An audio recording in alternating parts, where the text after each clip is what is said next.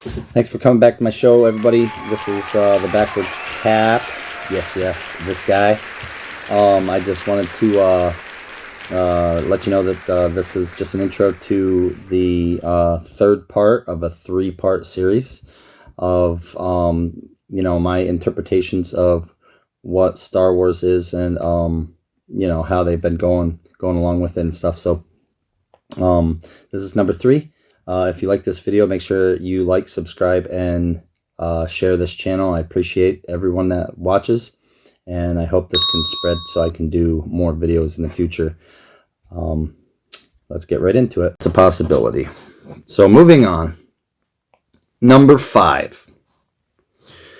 The concept in fandom called gatekeeping. Now, this isn't just in Star Wars. This is in a lot of other different things. The attempt to make Star Wars exclusively to those who only understand it is an absurd concept. Why? Why, if you're a Star Wars fan, would you not want to share that with other people? Now, here's the funny thing. When I was younger, there were so many times that you would get people that would get you hyped up, and you would start talking about Star Wars and stuff, and then somebody would come along and be like, "Oh, you're such a nerd. You're such a geek." And then it kind of made you feel like, ooh, maybe I shouldn't like this stuff because it's not popular. But you know what? It's funny. Disney buys it. Everybody loves it. It's like, unless it's, you meet those people that are like, yeah, I only work all the time. I don't ever get into movies and stories and all that stuff. So, I don't ever care about that kind of stuff. Star Wars means nothing to me. So, you get those people if you go out into the world, but the majority of people, they still know what Star Wars is. They've heard of it. So why wouldn't you share that with people? That's what's kind of interesting. So the story of Star Wars is meant to reach out to a diverse audience, minus the political and personal agendas. So what I mean about that is that there are these political and personal themes, and I've already explained this earlier, that are in the films. However, try not to force push them onto your audience. That's kind of the thing that irritates me. They kind of force it. But I wanted to use the pun force push. Anyway, it's just so uncivilized. Number 4. Is there seriously an issue if you like the prequels or the sequels better? I mean, come on now. Alright, let's just sum this up to make it short, okay? This is not online. This is going to be my words. There may be a generational thing there. There may be a gap in the generations that I personally, I think I fell in the middle. And that's why I kind of like all of it. Rey's story, not so much, because of the way they slopped it together. I think they just fell short on the story. I think the concept there is really cool. I like the character of Rey. I like how she, where her origins were, where she came from, what she did, and how she did it. But the journey just didn't seem genuine. So maybe that was my issue. But getting back to this, I believe it was a generational thing.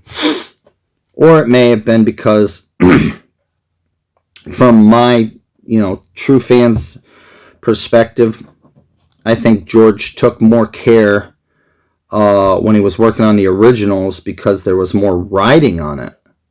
When he first started this whole franchise, when he started this kingdom, it was like he had a lot writing on it. He was he was kind of new at things, and when he came across this, well, I don't know how new he was at it because, I don't know how many years he was doing filming, but this was his first major film that he produced, and there was quite a struggle.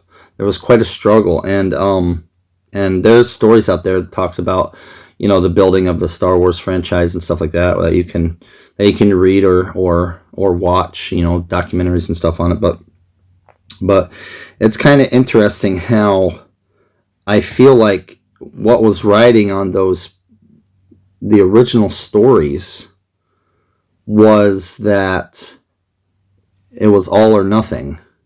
When it came to the prequels, don't get me wrong, I love them. I love them even to this day. And that's what actually made me fall in love with Star Wars. But, I feel like he kind of dropped the ball. I feel like he started delegating things to other people. He's like, okay, I'm going to write the script. I'm going to write the story. Let's have somebody else do the work because I'm so rich and happy with where I'm at that I can, delegate this all to somebody else. And I don't think he took the care and the time to watch it proceed in a way that somebody with their own, the saying goes, it's your baby. You take care of it. You help it to grow and nourish it. Somehow I feel like he kind of put his baby down, gave it to somebody else, and walked away. So that's kind of how I felt. Even though he was very involved in the, episode 1, 2, and 3, I feel like he didn't have the care that he did with 4, 5, and 6. So that was kind of an interesting perspective from my mind. Either way, the whole concept of the argument of prequel versus sequel and blah, blah, blah, blah. Yeah, it's just a big fat star cluster. I mean, seriously. Master Yoda said, "The greatest teacher failure is." The greatest teacher failure is. Anyways, so I guess they have to fail in order to learn. Number 3, an oversaturated market. Too much of a good thing is never a good thing.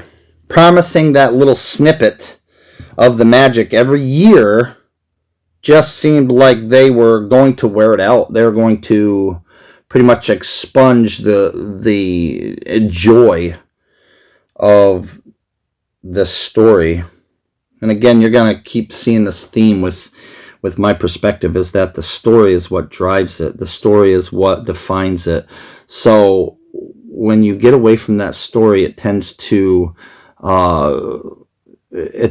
get washed out a little bit,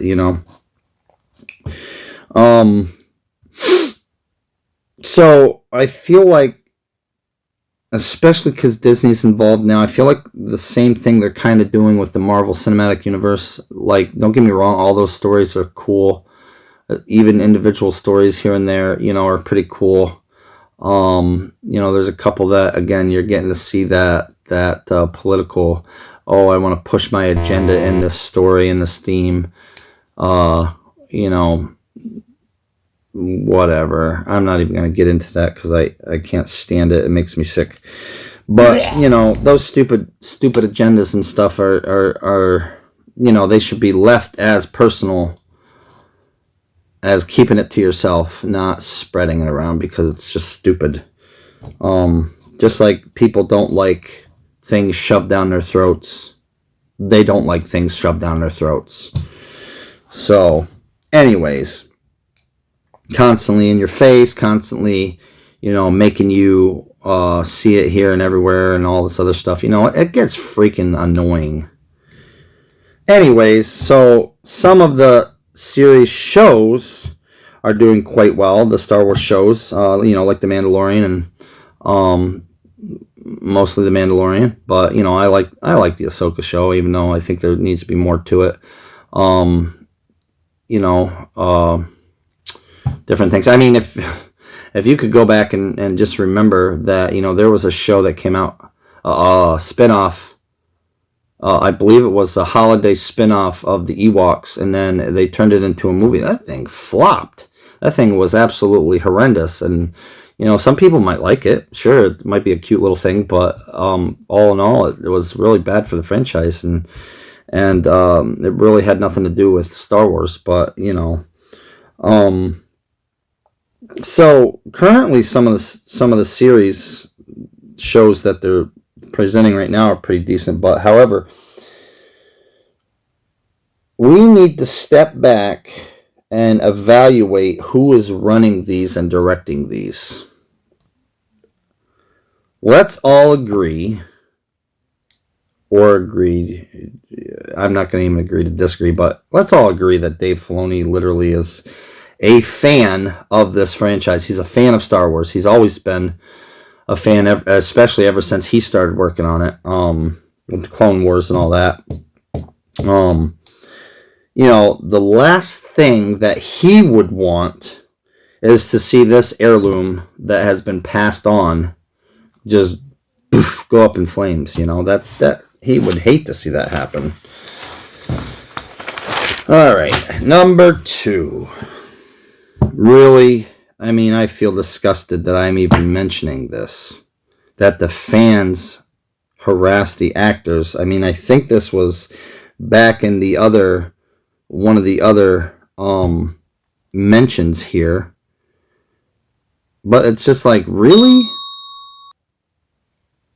Well, okay, according to the article by Dave Harth on CBR, and I quote, "From harassing Kelly Marie Tran and Daisy Ridley, Rose and Ray, off social media to harassing Adam Driver's family so he and Daisy Ridley would get together in real life, to getting mad at John Boyega for being critical of the sequels." I mean, come on.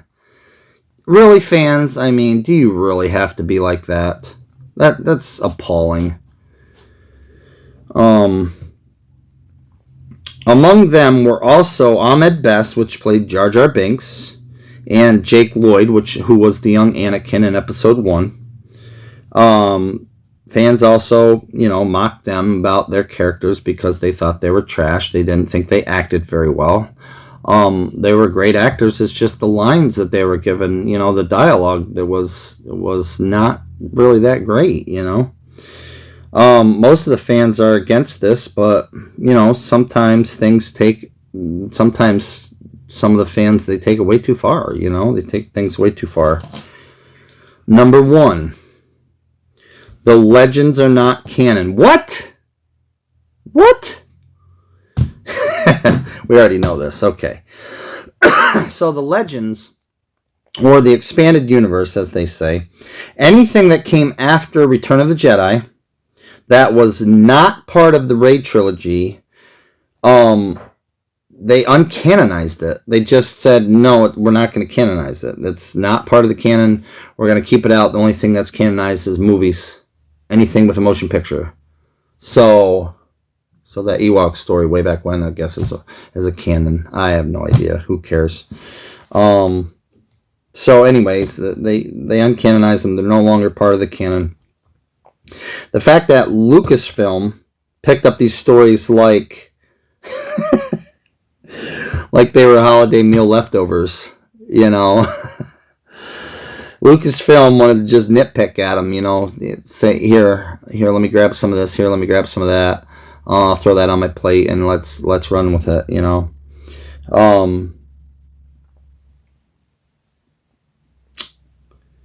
So, obviously, the expanded universe was changed to the Legends.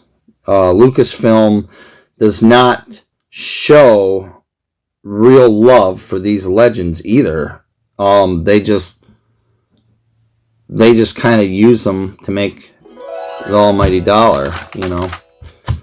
Well, that's pretty much all I have. Again, if you want to comment on this, leave some comments, bash it, agree with it, whatever. I don't really care. Like, I just wanted to, you know, give you some of this information. But it is kind of interesting how a story this large and, you know, fairly well put together is still lasting since the late 70s, you know, and still lasting into our generation. Where, you know, it's kind of funny. I wish the actual story itself would last, because I wish people would stop twisting it to their own means, you know, to fit their whatever's in their lifestyle. You know, it doesn't need to be that way. It really doesn't. That's not what the story's about. It never has been, and it never should be. But, you know, you get people in charge that they manipulate it. So I just don't get it sometimes. It just doesn't make any sense to me. Anyways, thanks for watching. I appreciate you watching. As always, like, subscribe, and share this channel. And if you haven't hit that notification bell, please hit that bell, and you know, you'll get all the notifications for my upcoming videos, and I really appreciate it. Thank you very much. I thank you for sticking with me for this long episode, and hope to catch you on the next one. Thanks for watching, everybody. That pretty much wraps up the 3-part series, and I thank you so much for watching. I hope it kind of, you know, got your thinking cap working there and all that stuff, and, you know, kind of, you know, sometimes question things, but hopefully you can still stay still stay a fan of Star Wars. So again, if you like the show, you like the channel, like, subscribe, and share. That's the only way it's going to grow. I appreciate you. Thanks for watching, and hope to catch you on the next one.